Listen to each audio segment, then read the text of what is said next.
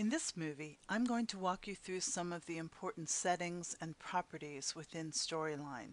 We don't have a lot of settings. There are a lot more I would like to have in a future version, but for now, let me show you some of the things that you can experiment with. First of all, over here in my slides, if you're on a particular slide, you can go over here to the little gear down here where it says base layer. If you click that little gear, it'll bring up the properties for that slide. Now the default in here is automatically, and so I change it for all of my slides to by user. If you leave it on automatically, that means that if the slide is set to play for 5 seconds, it's automatically going to advance to the next one.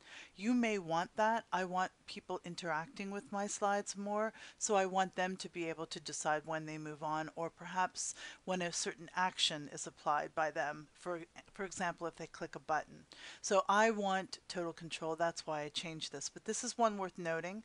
I have these disabled, but also the previous and next buttons that are in your player, sometimes known as a skin, are also listed in here as well. So again, these are things that you can get to by clicking on this little gear down in the lower right hand corner.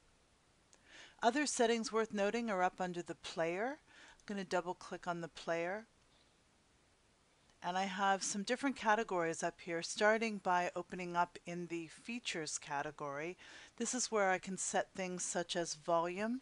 If you're not going to be having any audio, you don't want to have the volume on, so you could turn that off. You can also change your title in here, determine where you want the sidebar if you're having a table of contents appear. Typically it's on the left, but you could change it to the right if for some reason you want to. You can also add a logo here as well, and you can add a seek bar to allow people to search for particular content.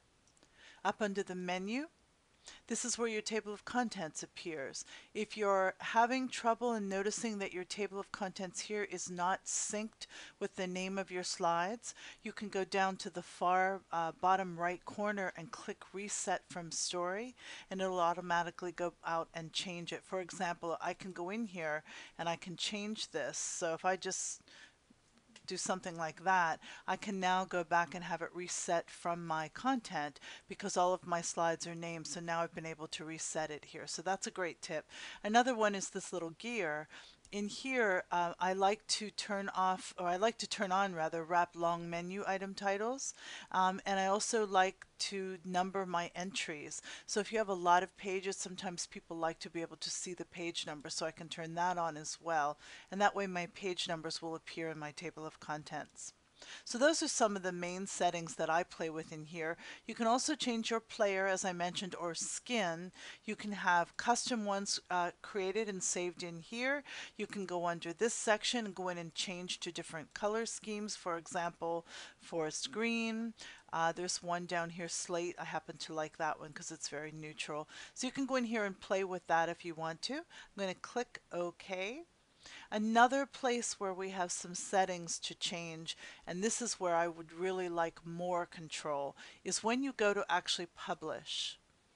There's a little button here where it says quality. If you click custom optimization, I have changed this, but the default was somewhere in the middle, and I was noticing that my image quality wasn't great.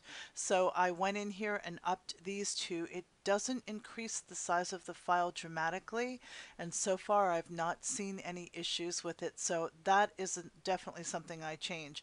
Once you change it in here, it stays for all your future movies until you change it back. So I changed those two to the higher quality. I don't do a lot with audio right now. That's why I didn't really mess with this one. And then one final tip when it comes to audio quality would be to make sure that your images are below 2048 by 2048. If you get anything larger than that, you're going to greatly reduce your image quality. So those are just some of the settings and properties that I use in Articulate Storyline 2.